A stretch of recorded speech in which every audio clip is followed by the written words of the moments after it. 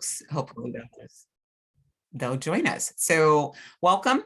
Thank you so much. Particularly, Andrew, I want to thank you. Andrew, as you all know, we've sort of been talking as with Joost, and we were kicking around ideas of what kind of training sessions can we offer to our APWA members. And somebody reached out to Andrew and he goes, ma'am, I got it. I can do this. So Andrew, I'm just going to toss it to you if you want to formally introduce yourself and then your colleagues and Sure. take the presentation from there. So thanks again for doing this. We appreciate it. Yeah, thank you, and thank you all for being here. So I always like to start with a little thank you, and so Teresa, thanks a lot for coordinating. It's been a pleasure. Some of our colleagues, Dan Groves and Joel Cox, aren't here today, but they really helped build the body of knowledge that we're going to be talking about. In addition to the Idaho National Laboratory colleagues, Andy Bachman and Ginger Wright, they both have very important national roles in the discussion of these concepts, and then our utility partners, because we are not asset owners, and we need asset owners to work with and implement these ideas and figure out what actually works for them, for the sector, et cetera. And you'll understand some of that comment as we go on here. So West Yost, you saw the signs in downtown Davis, Chris, but here's a little bit more information about us. We're up to about 215 people, which is pretty great. When I started about 3.5 years ago, we were about 160. So it's been a fun period of growth. So introductions for Michael and I. So I'm the resilience practice area lead for West Yost. Resilience is a lot of things to a lot of different people, but we do a couple of those things very well, and one of those is cybersecurity. So I tend to focus very much on cyber and what's kind of coming down the pike, and what utilities and really cross-sector organizations need to be thinking about and doing sooner rather than later. Michael? Thank you very much, Andrew.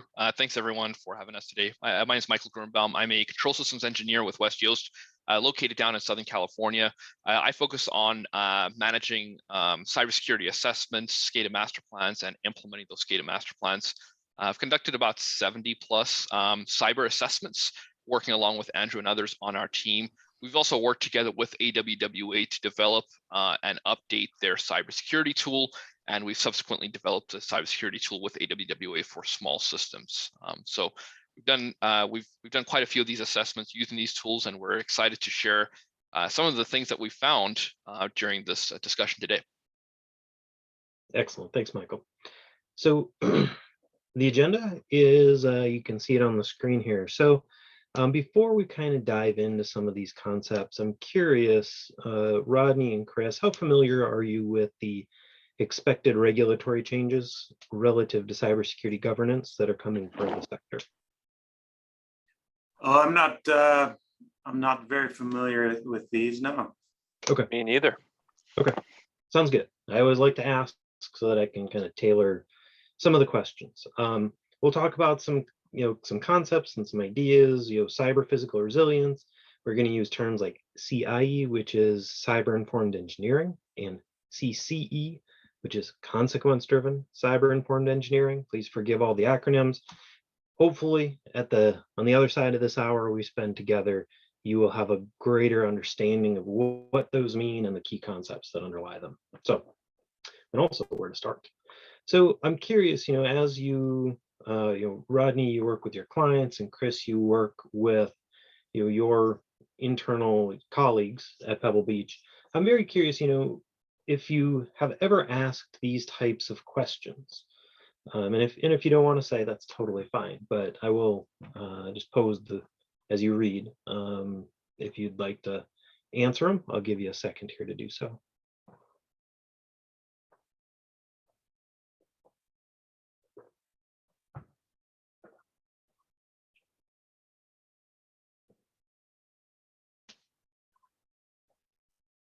Okay. Sounds good. So we feel like these are probably some of the most important things that we have seen come out of guidance in the last 7 months or so. Guidance really began rolling out for our sector. It was about December 20th, right before Christmas. And the reason that it started rolling out then is that the people at the federal level started to anticipate the conflict in Ukraine and the potential for cyber-related conflict.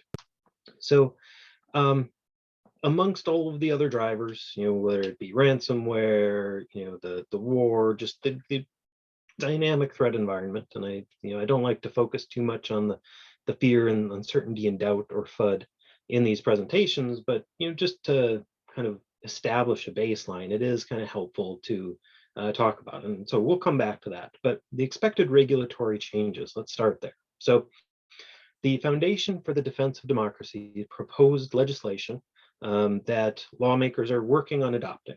And one of the things when the adoption of water-related federal regulations that I didn't know until a couple of weeks ago is that in the even years, like this year, the Congress is very focused on water resources and things like navigable waterways. So they're very focused on the Army Corps of Engineers and all of the things that they do around the country. In the odd years, like next year, they're going to be focused more on drinking water regulations, wastewater regulations, recycled water, etc. So I expect that this legislation will be at the very least proposed, and it's very, very likely that it'll be adopted in some form.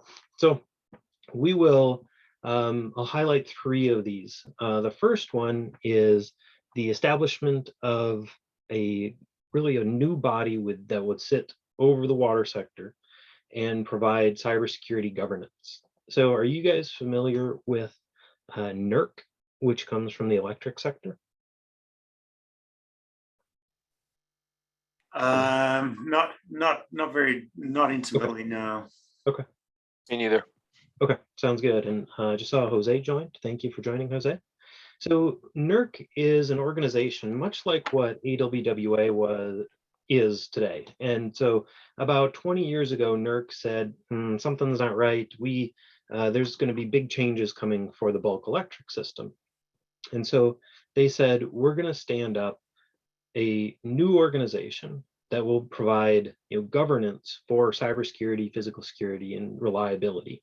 And they use the reliability term in the electric sector. We tend to talk about resilience in our sector. And so over time, they built a bunch of standards, they do audits, and now NERC is like an $80 million a year budget organization with all of the FTEs that go into an organization like that. And they go around and they set standards, they engage with various electric utilities to see what works and what doesn't, they revise the standards, and they provide a governance structure that enforces mandatory cybersecurity standards. And that is where we are expected to be within the next few years. So, what I always say is, the standards aren't here yet. We don't know exactly what they're going to be, but there's some excellent resources, and start to talk to your board or council or governing body about these issues so that they understand that, these items will become larger budgetary items than they are currently for most utilities. Now, I mentioned money a little bit right there. So let's go to number 4. So directing more of the EPA's funding toward cybersecurity. So in the electric sector, the Department of Energy provides a lot of money to that sector for various programs, improvements, etc. We have not had that type of support from the Environmental Protection Agency, the federal EPA. And this would, if adopted as written currently, would direct 1% of the EPA's annual budget to the sector for cybersecurity improvements. Now, the EPA's budget in 2021 was $11 billion. So that would mean over $100 million to our sector. And finally, that's some real money to help utilities be more cyber secure. Number 6 is also of interest. So, Chris, I bet you lived through your America's Water Infrastructure Act of 2018, risk and resilience assessment and emergency response planning efforts in the last few years. And wastewater utilities will also be required to do an RRA and an ERP. As soon as this is passed, there are a couple of different deadlines, but I think it starts with 24 months from the date of passage for the first deadline. So that is also coming down the pike. So before I move on, any questions on governance changes? All right, sounds good. All right, so let's talk a little bit about why we need cyber physical resilience. And to start this conversation, I'm going to hand it off to Michael. Thank you very much, Andrew. So yeah, great question. Why should we even care about cyber physical resilience? Why is this even important to us? Well, if we think about it, there's a lot of small utilities in the United States. In fact, the vast majority of utilities are small utilities. And the thinking before was, well, I'm a small utility. I serve a population of less than 1,500 people. So what would someone sitting in a basement somewhere in the United States, or even somewhere in a foreign country, what would an adversary like that even care about my small utility in the middle of the country that serves such a small population? The reality really is, and this is based on attacks that we've seen, is that on the internet, we're all just zeros and ones.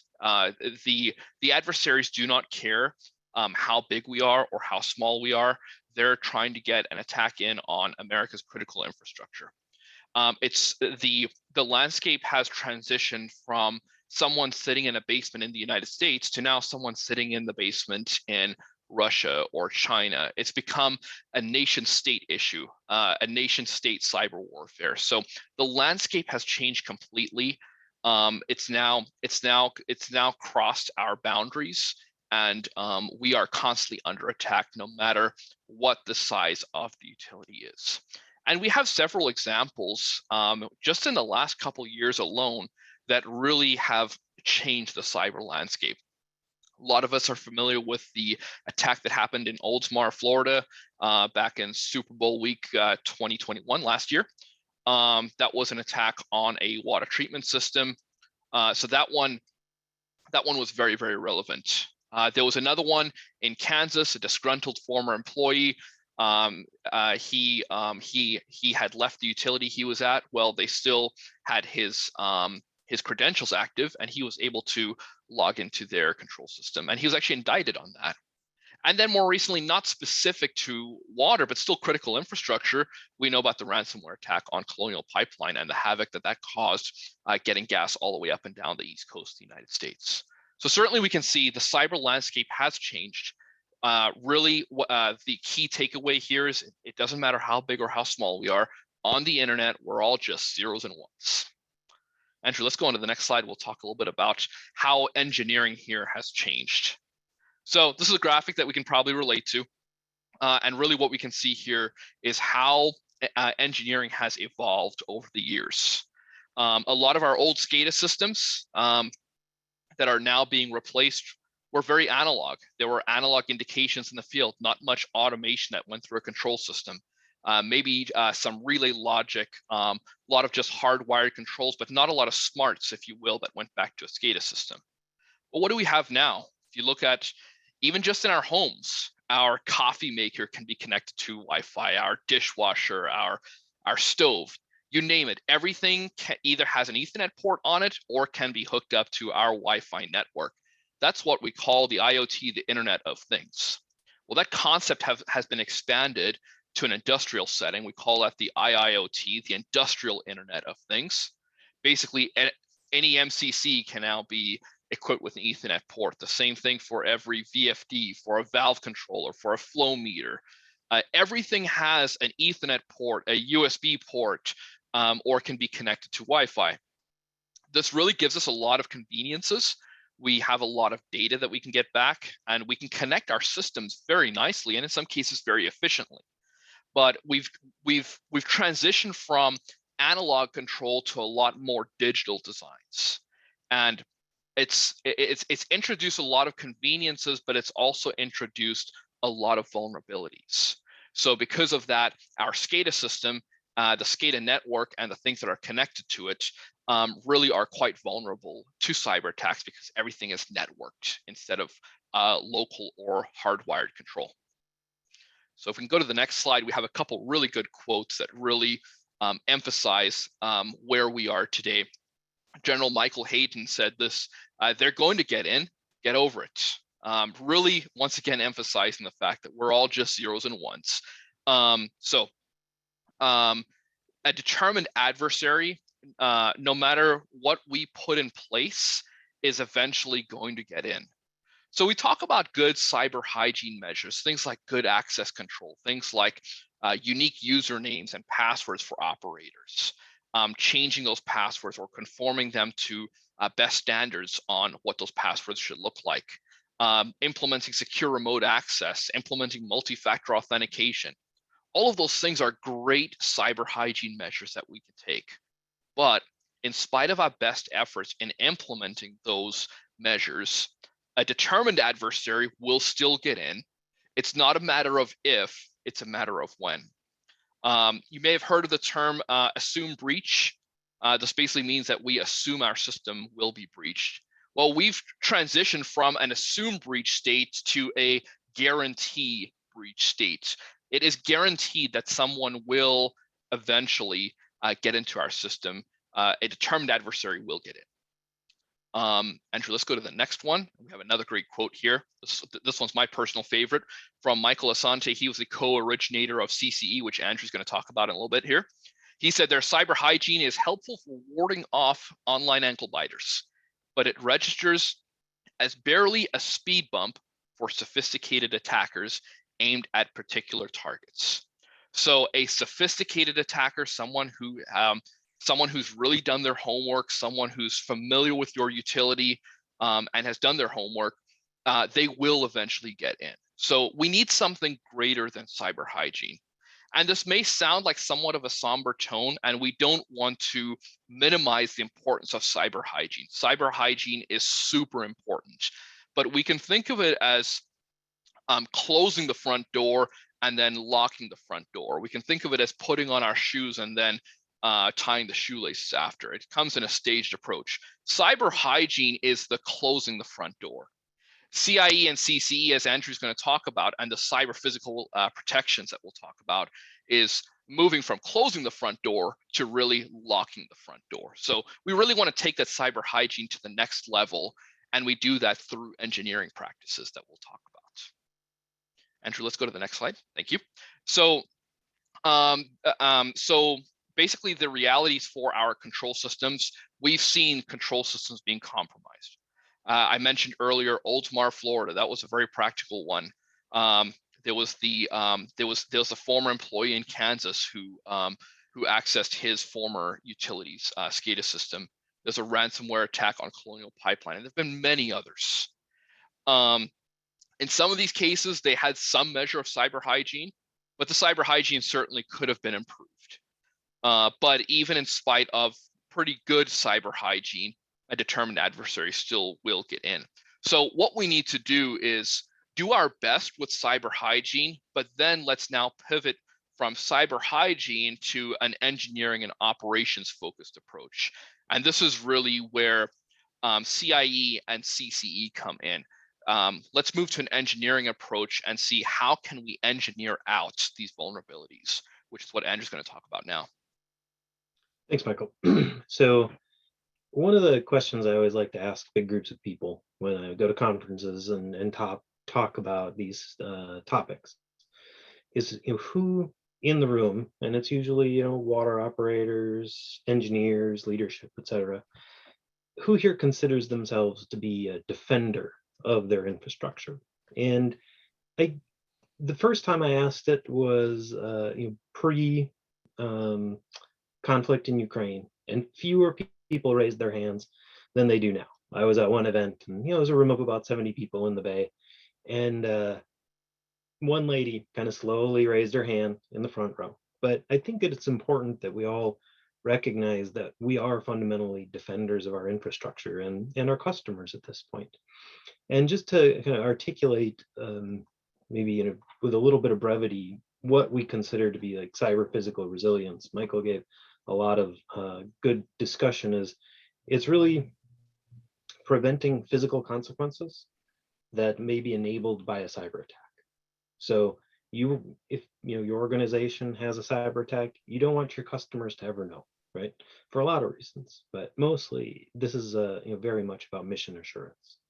So let's start with cyber informed engineering. And there's been a lot of pretty exciting things that have come out in just the last month or so. So we had the opportunity to support Idaho National Lab as they developed this national cyber-informed engineering strategy that the Department of Energy released in mid-June. And there's a lot of really good stuff in here. It's very holistic, so it talks about workforce development and all of these other things that we don't really need to get into today. But there is one pull quote here that I have on the screen that it's really about changing the culture of engineering. And I say that as a civil engineer by training and licensure. I didn't have any cybersecurity training in my college days. They're a ways behind me at this point, admittedly.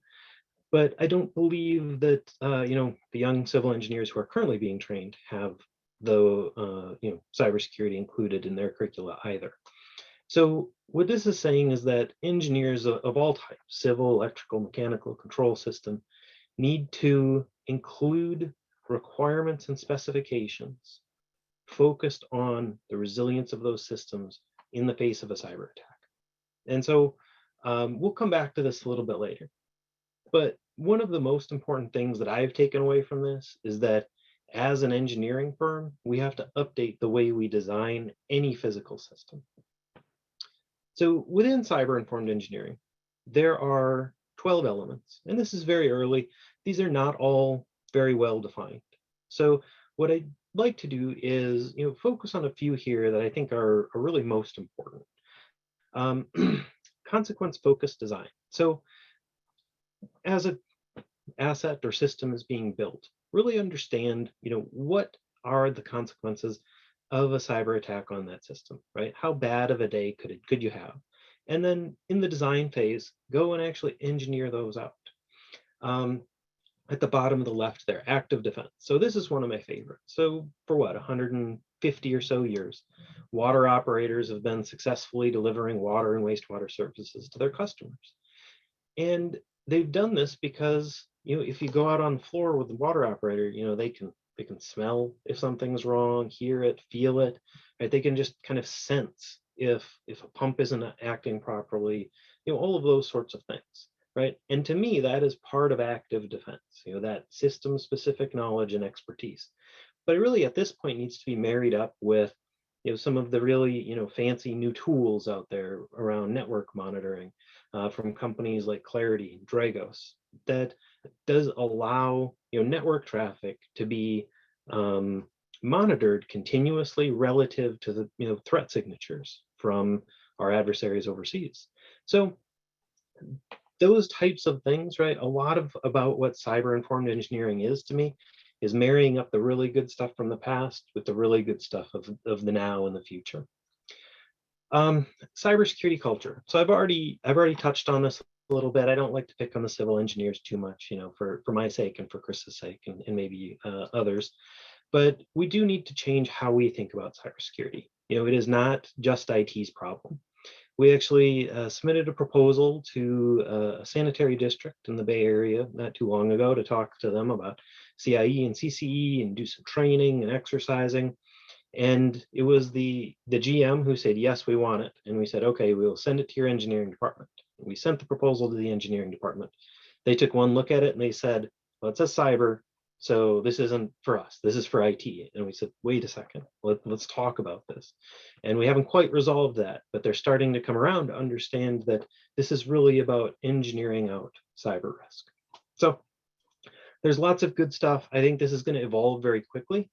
One of the things that has emerged for the energy sector that I see happening for the water sector in the future is that as Infrastructure Act grants are awarded to electric utilities, they will have specific requirements for implementing cybersecurity controls. And one of those controls is going to be having a cybersecurity plan, right? And all of the stuff that goes with that. And cyber-informed engineering has to be an element of that cybersecurity plan. So big changes coming. I think we can look to the electric sector to see how they're doing this and then take what's relevant and good for us. So that's cyber-informed engineering, right? This is very much about how do we look at our organization and what we're going to do in the future and get better. Of course, we have a lot of infrastructure that has already been constructed. So what we like to do for that is CCE, right? That's about how we look backwards. And I already talked a little bit about, consequences and, what are those bad cyber days? And that's really where you start. Phase 2 is about what is the system within which an attacker would make that bad day happen. And that's going to be people, process, technology, and people are really a huge part of this. So there's a certain amount of institutional knowledge that we all have wrapped up in our staff and in the contractors that provide services to organizations and all of those sorts of things. So phase 3 is about cutting that kind of that white hat hacker loose, right? The good guy, and saying, okay, make that bad day happen within the system designed in or specified in phase 2. And then phase 4 is just like any good risk management process, you figure out how to get a little bit better.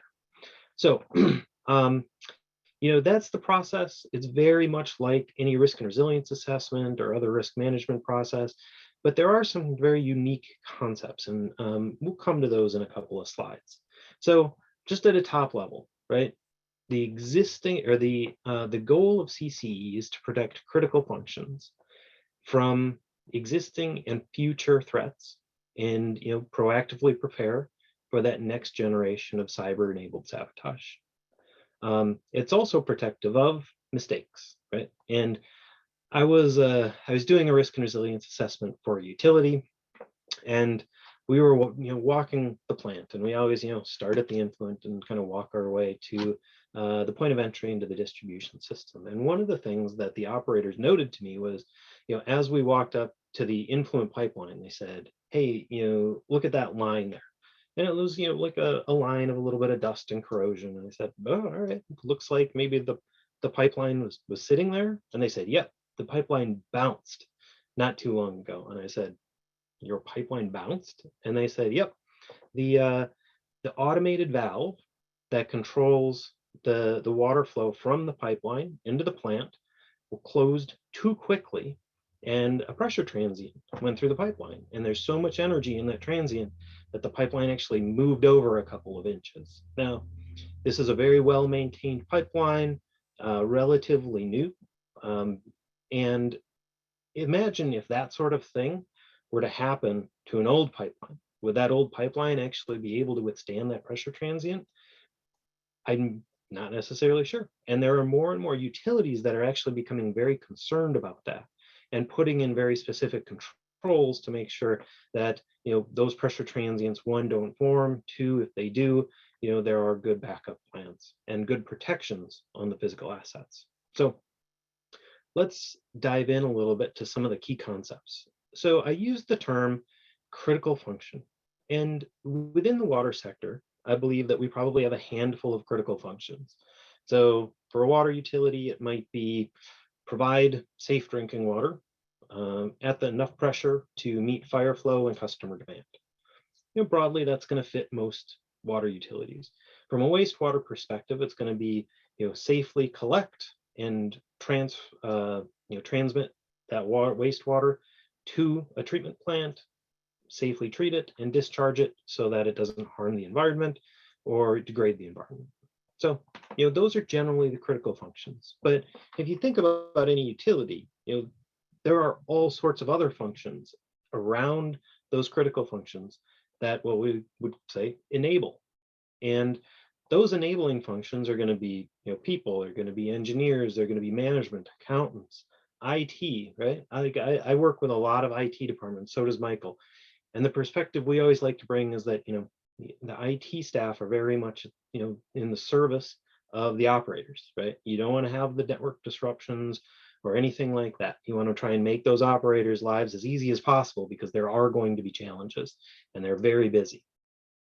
And there's also, of course, technologies, contractors, et cetera, and they all provide those enabling functions to support the delivery of water, collection of wastewater as discussed. So this idea of critical and enabling functions, that's really kind of one of the first key topics that I wanted to cover. The next is what we like to call the defender's advantage. So what has been fairly well documented by people in the know is that an adversary can know as much as we do, or perhaps even more, sometimes more than the manufacturer, about our technology, right? We all see, these long lists of patches that come out that are identified. And some of those patches, are fixing vulnerabilities that have been exploited in the past. We do get those reports as well. So we're dealing with, very competent people who are willing to misuse technology and systems to meet with, what their mission is, whether it be deploying ransomware and collecting a ransom, or potentially disrupting the physical world. So the defender's advantage, in light of the fact that the attacker may know more about individual components, is that the attacker isn't going to know exactly how the technology is deployed to deliver a critical function. So that deployment, that information, is something we really, really need to protect. And one of the things that we see more utilities talking about is something called open source intelligence. And being mostly public institutions, utilities really have to be careful about threading the needle between what we would say being a public institution and communicating very effectively about the value they bring to their communities and their ratepayers, but not releasing too much information and potentially enabling some type of an attack unnecessarily. So the defender's advantage here, very important to protect information. And one of the things that has emerged for the defense sector in the last few years is is a very rigorous set of cybersecurity standards that apply to the defense contractors.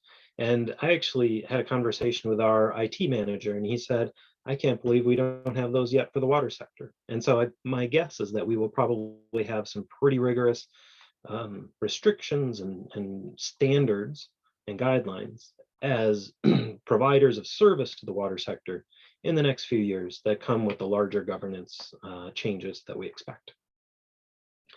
All right, so we've got the defender's advantage. The next term is unverified trust. So we, in our lives, just naturally and within our organizations, we have a lot of unverified trust. Right, it comes in all sorts of ways. We have contractors, and we trust that they're going to do what they're going to do, and that they say they're going to do, and that they're going to protect information. For example, I sat down at my desk this morning. I didn't inspect my chair. I had a little bit of unverified trust that the chair was actually going to work today. So far, so good.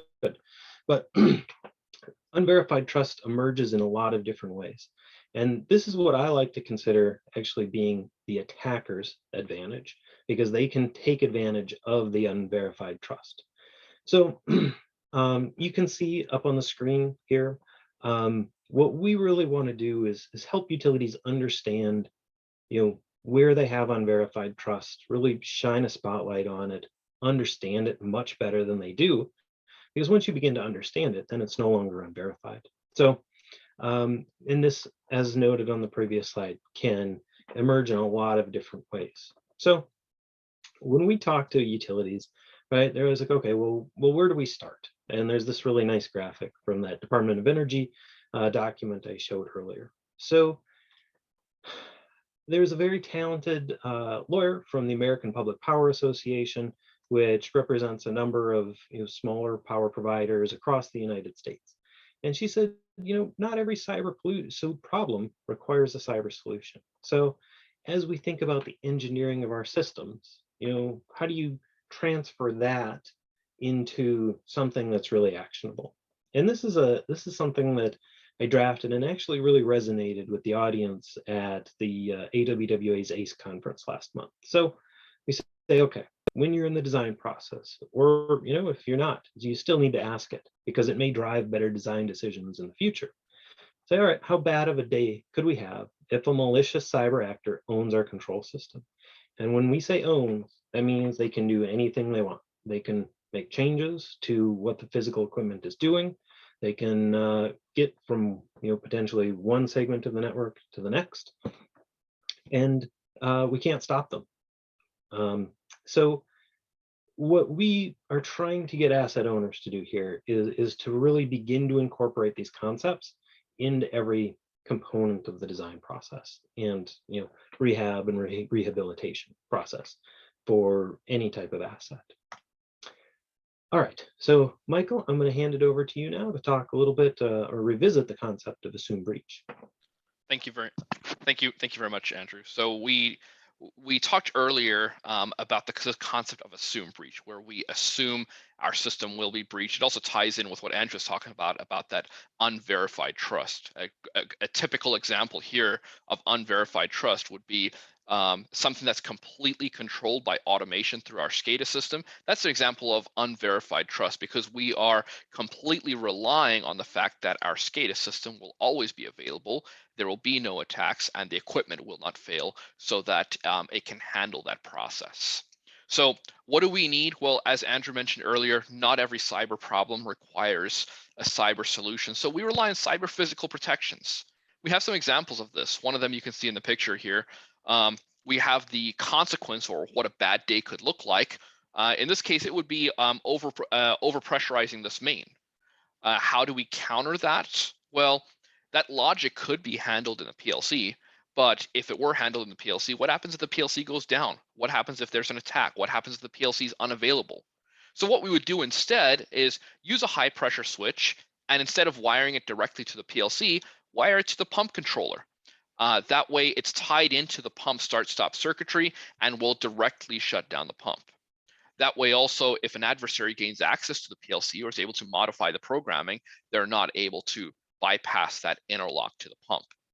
Another example of cyber physical protection, I'll go back to that influent line that Andrew talked about earlier that moved. There was the scenario where that actuator could slam shut and cause significant damage to that pipeline. Well, what would happen if an adversary gained access to that PLC program, modified the logic such that that valve would slam shut? What happened if it slammed shut more than once or repeatedly? It could cause significant damage. So an example of cyber physical protection there might be taking that actuator out, re-gearing the actuator so that it's mechanically impossible to damage that pipe by slamming that actuator shut, so that even if that actuator was slammed shut, it would happen in a much slower coordinated fashion. So no matter how the PLC programming was modified, it's mechanically impossible to cause a bad day. So those are a couple examples of how we might be able to implement these cyber physical protections. Once again, we don't have to fix a cyber problem with a cyber solution every time. And let's look at some physical or mechanical solutions in the field, so that no matter what happens from an adversary's perspective, it renders it infeasible or impossible in the field to cause that damage remotely. Andrew? All right, so the next example we have is starting in December, with all of those advisories that came out, there was kind of one usually down at the bottom, and it said, hey, be able to manually operate your systems.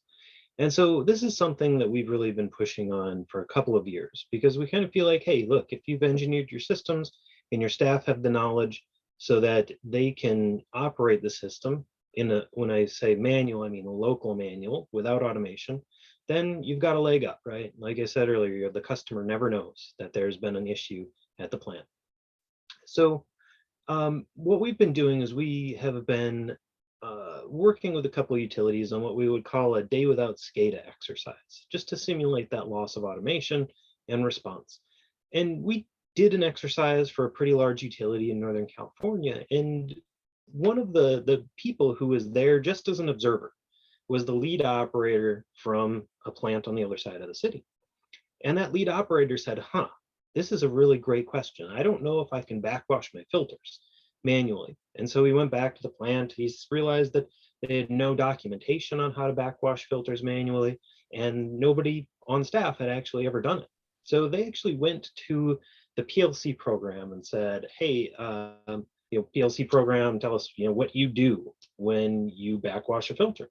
And so they dissected that program, built really just an SOP on how they could manually backwash that filter. One at a time. They realized the first time they used 7 people to do it. They feel like they could get down to 4. And that's a pretty substantial workload increase in that manual operation scenario, which is why we use automation. But there were also two other lessons learned. One was that there was a gauge that an engineer, a civil engineer had said, well, no one's ever going to use this gauge, so I'm going to put it up by the ceiling. So during the manual backwash, they had to figure out how to get to that gauge, and they actually wound up going to Home Depot and buying ladders.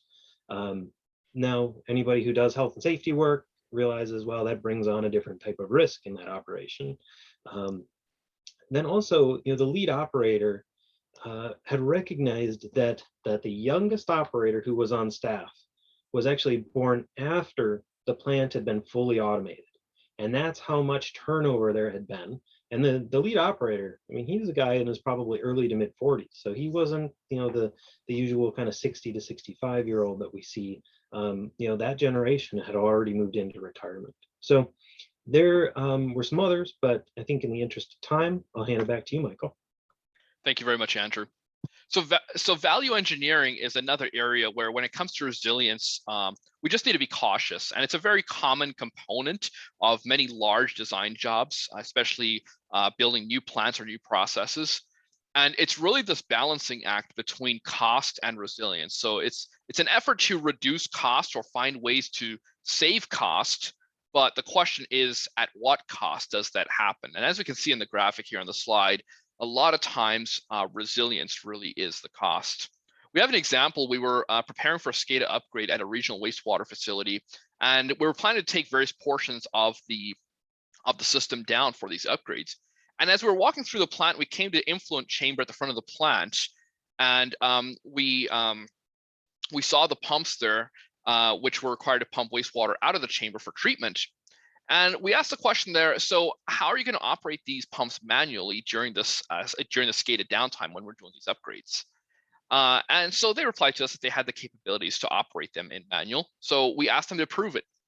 Well, it turns out that even though they thought their engineering firm had included these control capabilities, they had actually been value engineered out. So while they thought they were able to operate the equipment in manual, when it actually came time to doing it, they were not able to do it. So the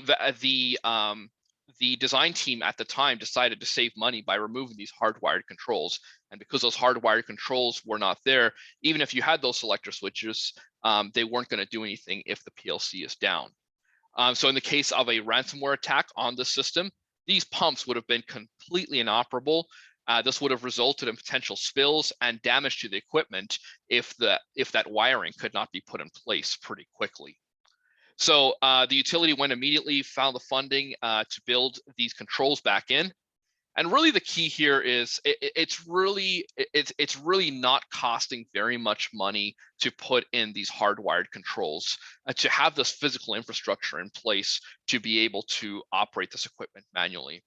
So the lessons we learned here is value engineering is very common, and it's a necessary component of a lot of designs. But we just want to be cautious and recognize what the risks are to cybersecurity and resilience. So we're saving costs, but the question is, at what cost does that happen? And we want to make sure that we're not creating an over-reliance on automation. Once again, in this case, that automation was the unverified trust. If we go to the next slide here, tying right into that, we have come up with a concept called a day without SCADA. Some of us may be familiar with these tabletop exercises. It operates in a crawl, walk, run approach. You can see them kind of put in a graphic here. Starts with a seminar, works through to workshops and tabletop exercises. You want to have these theoretical discussions before you go to a full-scale outage. And basically what we do is we simulate an outage or an event that happened. Your SCADA system's down, and we execute this activity in a staged approach. And we're really looking at the engineering processes that are in place, the staffing, their personnel, and how to maintain regulatory compliance during this outage. So a group of participants is identified. It's usually kept somewhat small, and it starts the tabletop exercise. And basically, how will you react when the SCADA system goes down? Are you able to operate equipment in manual? What instrumentation or feedback do you need? Do you have access to those? And how will you keep regulatory compliance in place? And typically this is followed with an after action report, which really emphasizes what went well, what could have improved, and really provides the utility with a roadmap for improvement. But one of the really big benefits of this exercise is that it really facilitates learning and knowledge transfer between different generations of operators. The operators who have been around for a while, they're usually very familiar with how to operate without SCADA. But then our newer generations, like Andrew talked about earlier, those that came in after plant was fully automated, they may not be fully aware of how to operate process equipment without SCADA. So it really creates this nice knowledge transfer from one generation to the other. Andrew? All right, thanks, Michael. So, I presented that pull quote and the document from the Department of Energy. And one of the things that I've heard from the people at the federal level is that they want it to be the case that if a system, water, wastewater, power, etc., is designed and built without considerations of cyber risk, that the engineer and the asset owner would be held negligent. Now, I mentioned this to our chief engineer. She's a very, very good engineer with lots of experience, and she literally stood up straighter. And when you use the term engineer and negligent in the same sentence, people start to get a little bit nervous. But that is something that is really a stated goal of the people who are observing what's going on in the world relative to cyber risk to our critical infrastructure. So what can you do about it? So the AWWA is offering CCE training, and what we would say is just inquire and demonstrate interest, and that will actually drive how training is delivered and scheduled. So in the interest of time, I'm going to skip over a slide. The other things that you can do, so staff awareness and practitioner training, really, really important. There's a very limited awareness of this out in the marketplace right now. And more people are starting to learn about it. We've published a few articles, INL has as well, and we've done a lot of outreach over the last 3 years. We've talked about a day without SCADA exercise. That's a really fantastic way, as discussed, to improve resilience. And then actually doing a CC assessment on existing systems or those systems that are currently in design. So from a CIE perspective, we and INL are looking for asset owners to participate in a pilot to say, all right, we've got those 12 elements. What do we have? What do we need? What really works? What maybe doesn't work about it? Because there are organizations just starting to figure CIE out. And we have the good fortune of being one of those organizations. CIE is going to be, and CCE are going to be very different for each sector that they are applied in. And so what we're actually in the process of doing right now is writing the book on CIE and CCE for the water sector. And we're going to build on some of the work that's already been published by some of the very smart people at INL. So some resources, we always like to show these. INL has some good resources. AWWA has done an excellent job. We're big fans of the Shields Up resources from the Department of Homeland Security's CISA division.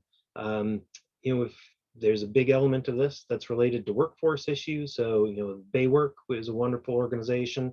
The National Cyber Informed Engineering Strategy, I've got a little bit.ly link to that, and then the book should be coming out here in the next about a year or so.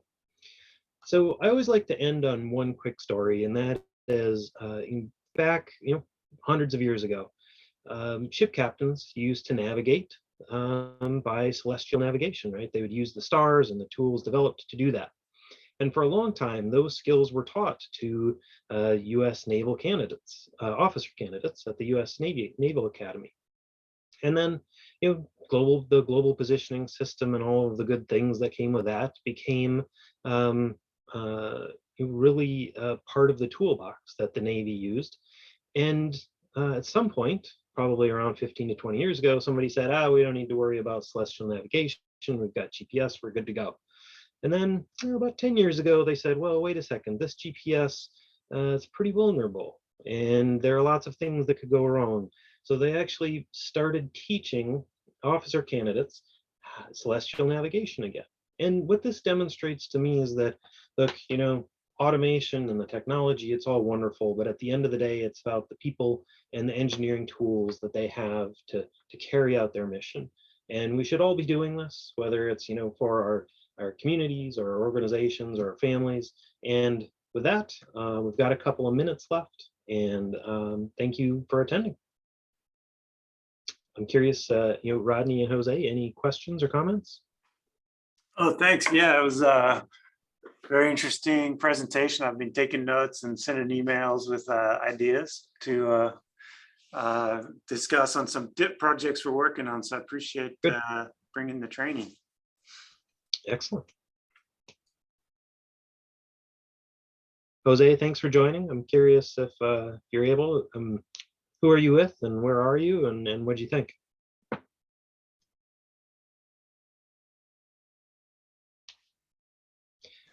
I'm with Monterey County Okay, Public Works. great. Thanks for And joining. yeah, Great. I think Thanks for joining.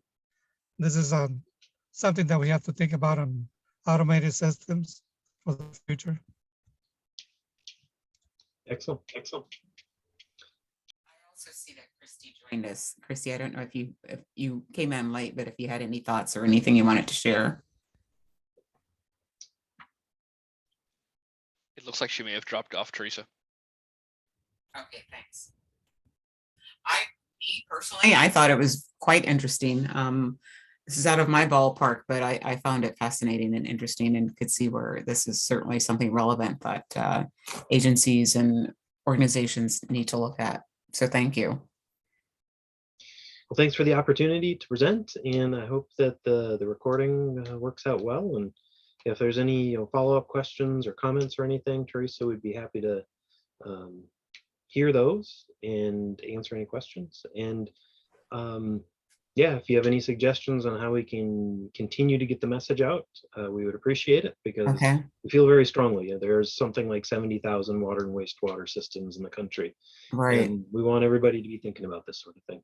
Okay, well, thank you for raising the awareness, and we will send out the link to everybody that missed this to the recording too. So thank you much, and hopefully folks will follow up. So on that note, guys, I wish you well, and I thank you, and we'll call this an end then. Thanks everyone for attending. Thank you very much. Thank you.